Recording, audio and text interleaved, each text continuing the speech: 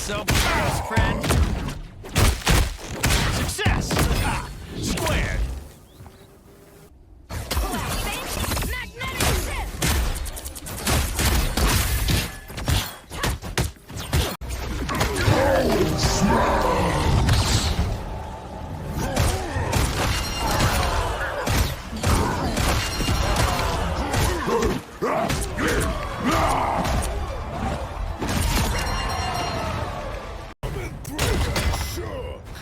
It's clobbering time!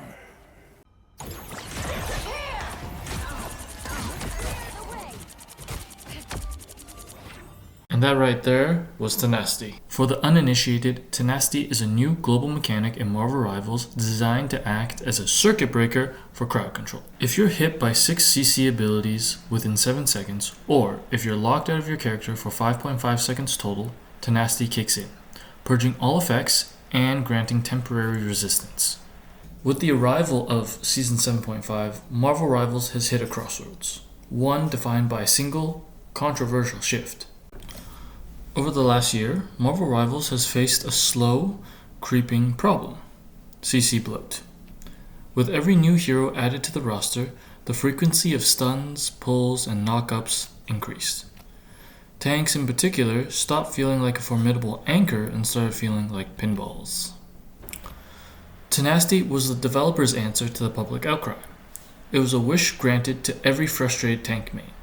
But as with any wish, there's usually a monkey's paw hidden in the fine print. Before the patch even hit live servers, early footage from creators painted a grim picture. The concern was simple. Tenacity threatened to gut the value of tanks, especially CC-reliant tanks like Rogue, The Thing, and Hulk. The fear wasn't just about a balance tweak. It was about a fundamental weakening of the tank role itself, effectively stripping these heroes of their identity and their impact on the match. But here's the real pivot. Understanding Tenacity requires us to look deeper at a much bigger picture. What kind of game is Marvel Rivals trying to be? I believe the real tension in Marvel Rivals now stems from a bit of an identity crisis. The game is trying to appease two fundamental types of players at the same time. One side, you have the shooter purists, the ones who live for the click. For them, value is measured in headshot accuracy, pixel perfect positioning, and fast time to kill. In their world, if you die, it's because you missed your shot or took a bad angle. But on the other side, you have the melee specialists. This group plays the game like a high-speed 3D fighter. For them, the neutral is just a gateway to a combo. They rely on soft CC, variable movements, and intricate juggling sequences that can lead to touch of death. In their world, the reward for outplay isn't a single bullet. It's taking away your ability to play the game while they finish their combo. We saw this conflict play out in real time. During the Season 0 launch, the game felt like a Wild West. Everything felt broken, everyone was viable, and frankly, everyone was having fun. But once the community settled in and the flankers started to shine, the honeymoon phase ended. When Spider-Man and Black Panther began deleting health bars with unreactable combos, the outcry was immediate. It felt unfair, and more importantly, unfun. The developers listened, perhaps too well, and shifted the entire game towards a poke-heavy meta. But after 4 or 5 seasons of staring at corners and trading chip damage from a distance, we have to ask, is this actually better? To answer that, we have to look at the core of these two genres.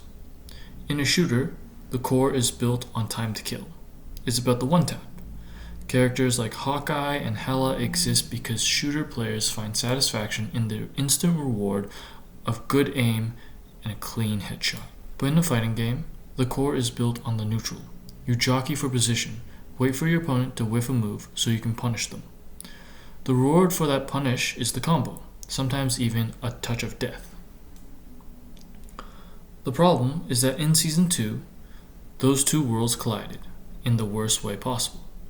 Getting juggled by a monster Hulk or being erased by a Black Panther doesn't feel like a skilled play. It felt like you weren't allowed to play the game at all. And so, this brings us to the crossroads. The decision Marvel Rivals had to make. in the Tenacity patch that they decided to go with. When streamers got their hands on it, the backlash was instant. The fear was that, adding a get out of jail free card, the developers effectively gutted most of the characters in the tank role. For players who spent hundreds of hours mastering Hulk's juggle or Rogue's lockdown sequence, Tenacity didn't feel like a balance. It felt like their skill was being deleted. But this is the inevitable friction of a hybrid game. On one side, you have the shooters. In a world of CC bloat, they need Tenacity just to exist. Without it, they aren't a shooter. They're just waiting for a respawn timer. On the other side, you have the fighters. They need the CC to be meaningful. For a tank, crowd control isn't a gimmick. It's how they punish bad positioning.